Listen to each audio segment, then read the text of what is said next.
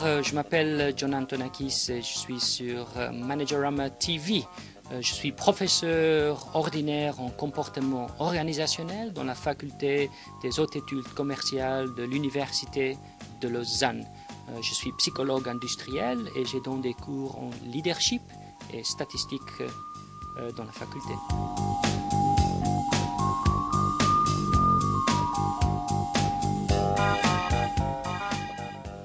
Si on parle d'un leader de demain, parce que pour nous, le leadership et le management ne sont pas exactement la même chose, mais un leader de demain est quelqu'un qui est très visionnaire, qui a comme but la responsabilité sociale de l'entreprise, qui favorise des méthodes de motivation qui ne sont pas basées sur des carottes et des bâtons, mais plutôt sur des choses intrinsèques. Alors c'est un différent type de leadership que par rapport à ce qu'on voit et on observe aujourd'hui. Les managers, ils ont une tendance d'utiliser plutôt des méthodes extrinsèques, c'est-à-dire voilà, on a un contrat, on a certaines choses qu'on doit faire. Si vous faites votre boulot, vous serez récompensé, sinon on va sortir les bâtons. Ça marche, mais ça ne marche pas très bien. Et ça ne garantit pas un bon engagement de la part des collaborateurs.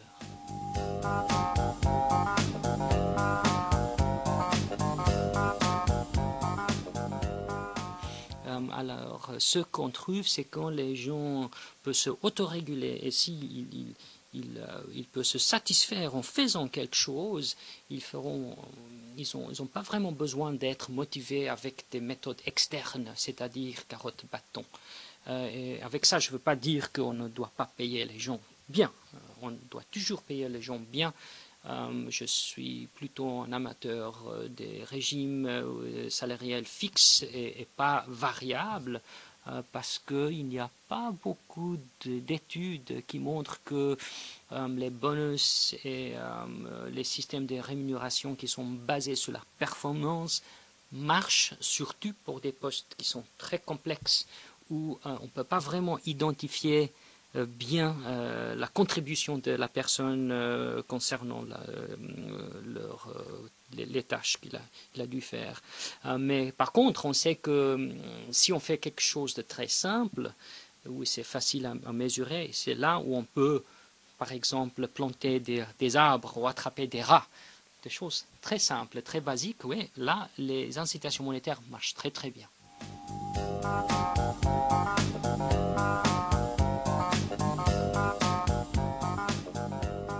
Oui, oui.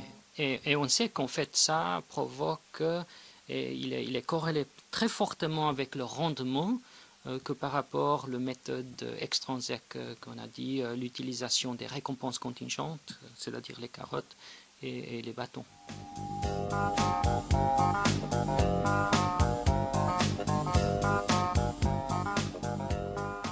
Absolument. Il y a beaucoup d'études qui montrent que certains styles de leadership, un style de leadership visionnaire, où la personne stimule les gens de manière intellectuelle, où il développe et coach ses suiveurs, cet style de leadership est fortement corrélé, ou en fait prédit dans l'avenir le rendement de la boîte.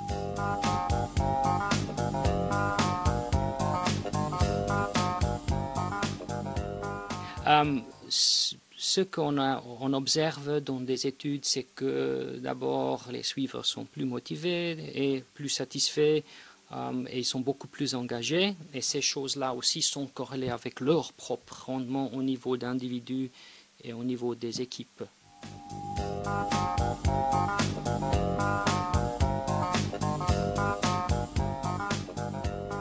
Malheureusement, ce n'est pas facile à développer ces compétences.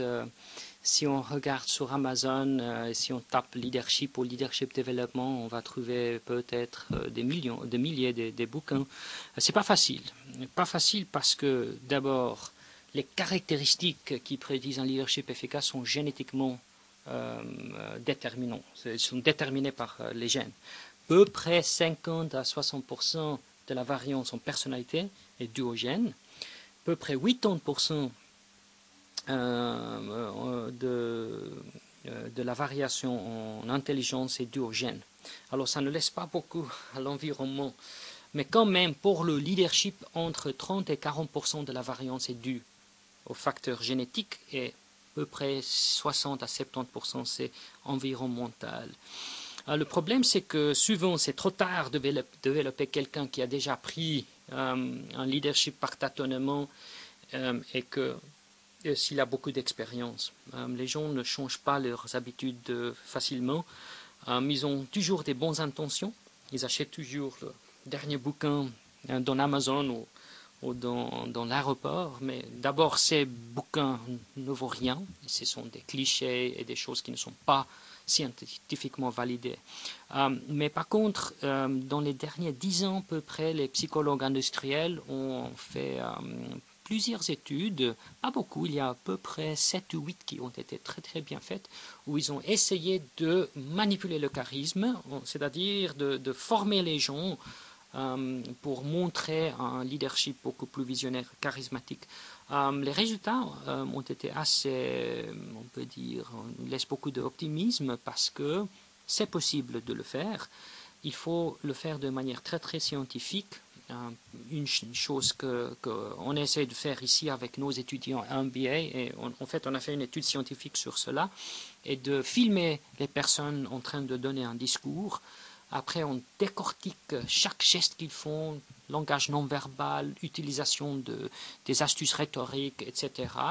On donne après beaucoup de feedback à l'individu et aussi ses pairs, et on refait l'exercice.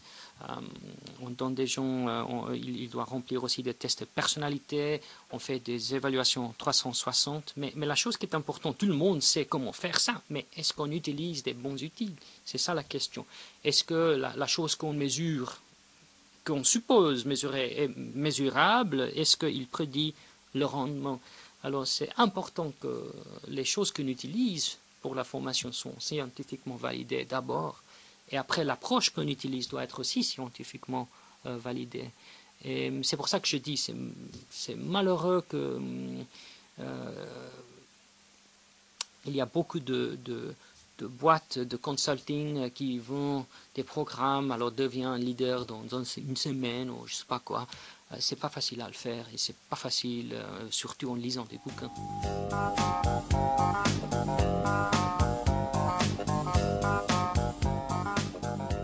Le problème, c'est que on ne peut pas prendre le leadership par tâtonnement parce que dès qu'on a beaucoup de pouvoir, les gens ont peur de nous donner des feedbacks. Alors si je ne suis pas un bon leader, la personne ne va pas me dire « Tu sais John, your leadership sucks, tu n'es pas bon comme leader ». Il ne peut pas le dire, numéro un.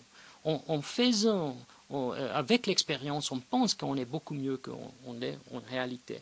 Et c'est comme on tape des balles de golf dans le brouillard. On tape et on ne voit pas où le bal est allé. Et si on fait seulement le leadership development une fois par année, c'est comme, oui, une fois par année, on a tapé 1000 balles et après, je vous dis, voilà, la première balle que vous avez tapée est allée 300 yards, un peu à gauche. Le second était un hook, etc. Mais ça n'aide pas parce que le feedback vient trop tard. Alors, on doit donner des feedbacks de manière assez régulière et que les gens doivent parler de manière ouverte. Alors, le leadership development, ce n'est pas seulement l'individu, c'est le système et les personnes autour de la personne cible, mais pas seulement. Le leadership, c'est quelque chose qu'on fait dans l'équipe. L'équipe doit se leader ensemble.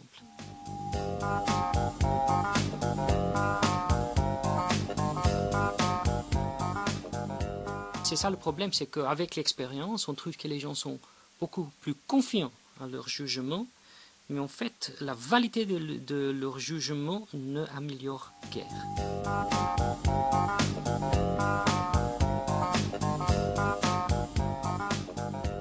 D'abord, on peut mesurer les déterminants du leadership efficace, c'est-à-dire l'intelligence générale, certaines dimensions de la personnalité, par exemple extraversion, ouverture d'esprit et stabilité émotionnelle, qui sont très importantes. On peut aussi mesurer les comportements des leaders qui sont corrélés et prédits le rendement. Ce sont les styles que j'ai dit avant, leadership transformationnel, instrumental, en utilisant des méthodes 360. On peut aussi mesurer l'utilisation des approches visionnaires et rhétoriques dans un discours.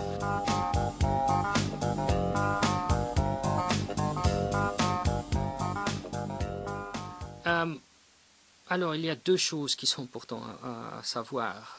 Si on mesure un échantillon aléatoire de managers femmes et de managers hommes, en général, on va trouver que les femmes sont légèrement plus efficaces que les hommes.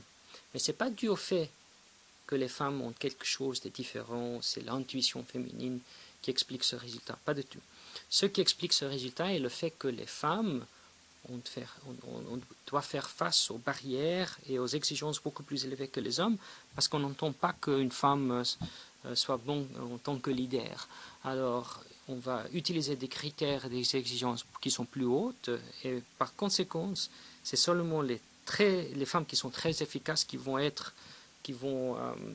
se trouver dans des hiérarchies qui sont très, on peut dire, masculins. Hein.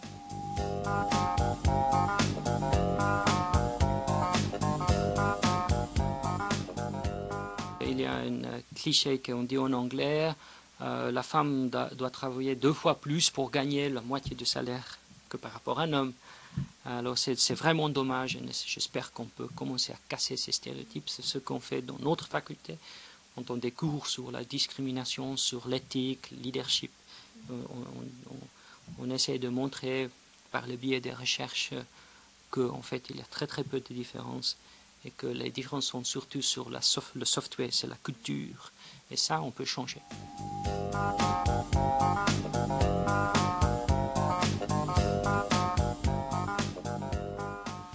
Oui, le leader de l'avenir, comme je l'ai dit au début, je pense c'est quelqu'un qui est très visionnaire, qui provoque un engagement, non pas parce qu'il utilise des menaces et des récompenses, mais parce qu'il a créé des conditions pour que les gens puissent vraiment s'exprimer et devenir quelqu'un, et qu'ils sont vraiment capables et ont la responsabilité de faire quelque chose pour la société et pour la boîte, bien sûr.